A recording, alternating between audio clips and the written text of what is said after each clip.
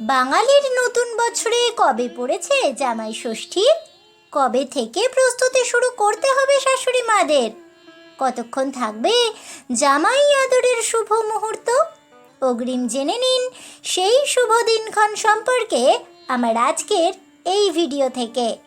বন্ধুরা, জামাই ষষ্ঠী সম্পর্কে বিস্তারিত জানতে হলে অবশ্যই ভিডিওটি স্কিপ না করে শেষ পর্যন্ত দেখতে থাকুন। নমস্কার বন্ধুরা, অজানার পথের নতুন পর্বে আপনাদের সকলকে স্বাগত জানাই। পয়লা বৈশাখ দিয়ে শুরু হয়েছে বাঙালির নতুন বছরের পার্বণ পর্ব, আর তারপরেই তালিকায় রয়েছে জ্যৈষ্ঠ মাসের জামাই ষষ্ঠীর উৎসব। মা ষষ্ঠীর পুজোর সঙ্গে এখানে মিলেমিশে গিয়েছে জামাইকে আদর আপ্যায়ন করার প্রথা। যুগ যুগ ধরে নানান আচার অনুষ্ঠানের মধ্যে দিয়ে বাঙালি বাড়িতে জামাই ষষ্ঠী পালন করা হয়ে থাকে। এদিন আম, কাঁঠাল, মিষ্টি সহযোগে মেয়ে জামাইকে নিমন্ত্রণ করে এনে ভুঁড়ি ভোজ করান মেয়ের বাবা মা। সঙ্গে থাকে উপহার দেওয়ার পালাও। এর পাশাপাশি এদিন উপবাস পালন করে মা ষষ্ঠীর কাছে পুজো দিয়ে মেয়ে জামাইয়ের কল্যাণ কামনা করেন মেয়ের মায়েরা। এবছর অর্থাৎ 2024 সালে কবে পড়েছে এই জামাই ষষ্ঠী? চলুন জেনে নেওয়া যাক। প্রতি বছর জ্যৈষ্ঠ মাসের শুক্লাপক্ষের ষষ্ঠী তিথিতেই পালন করা হয় জামাই ষষ্ঠী। আর এই বছর অর্থাৎ 2024 সালে জামাই ষষ্ঠী পড়েছে আগামী 12 জুন অর্থাৎ 29শে জ্যৈষ্ঠ বুধবারে। ষষ্ঠী তিথি শুরু হবে আগামী 11 জুন সন্ধ্যা 5:58 থেকে এবং তা শেষ হবে আগামী 12 জুন রাত 7:24। বাঙালি হিন্দু সমাজে জামাই ষষ্ঠীর গুরুত্ব অপরিসীম। এদিনে সকালে স্নান করে শুদ্ধ বস্ত্র পরিধান করে শাশুড়ি মায়েরা জামাইয়ের জন্য জামাই ষষ্ঠী পালন করেন। জল ভর্তি ঘট স্থাপন করে তাতে আম পাতা ও তাল পাতা রাখার নিয়ম রয়েছে। এরপর তাতে 108টি দূর্বা, হলুদ কাঁঠাল পাতা, হলুদ সুতো, বেলপাতা, করম চা একসঙ্গে গিঁট বেঁধে মা ষষ্ঠীর পুজোয় অর্পণ করার নিয়ম রয়েছে। তারপর পুজোর প্রসাদ জামাইকে দিয়ে হলুদের তিলক বা ফোঁটা লাগিয়ে খাবার খাওয়ার পর্ব শুরু হয়। যদিও বর্তমানে সকলে ব্যস্ততার মধ্যে দিয়েই জামাই ষষ্ঠী পালন করে বহু রেস্তোরাঁয়।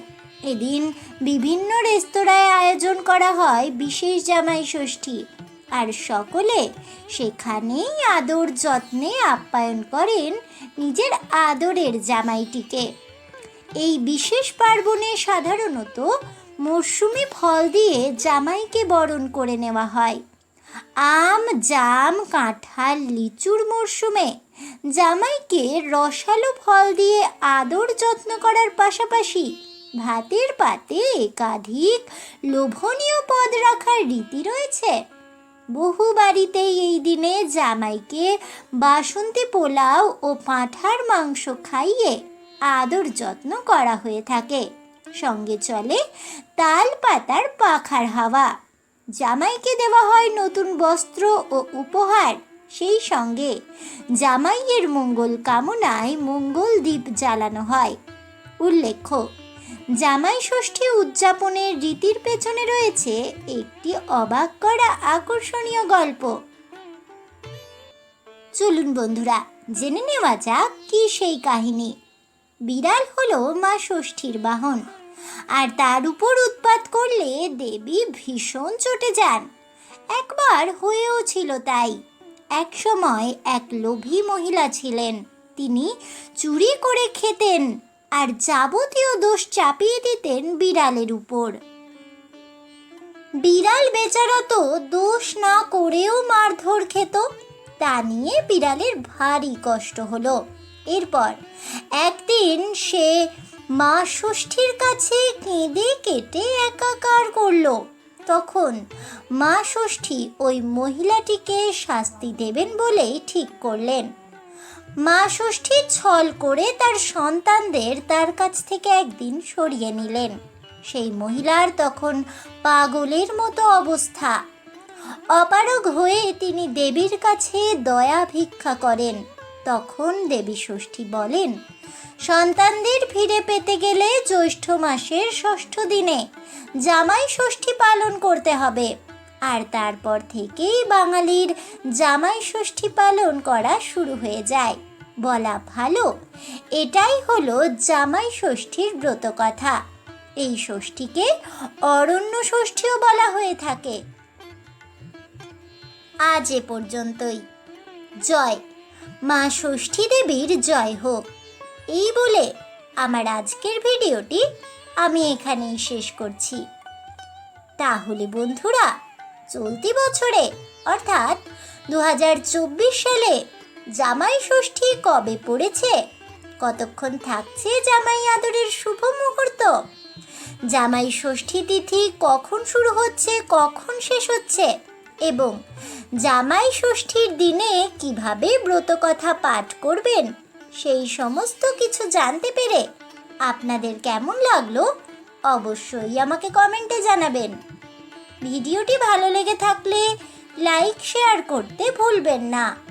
আমার চ্যানেলের নতুন বন্ধু হয়ে থাকলে চ্যানেলটিকে সাবস্ক্রাইব করে দেবেন। পাশে থাকা বেল বাটনটি প্রেস করে রাখবেন নতুন ভিডিওর নোটিফিকেশন পাওয়ার জন্য। দেখা হচ্ছে পরের ভিডিওতে। তাই সকলে ভালো থাকুন, সুস্থ থাকুন, আর অবশ্যই সঙ্গে থাকুন আর দেখতে থাকুন অজানার পথে।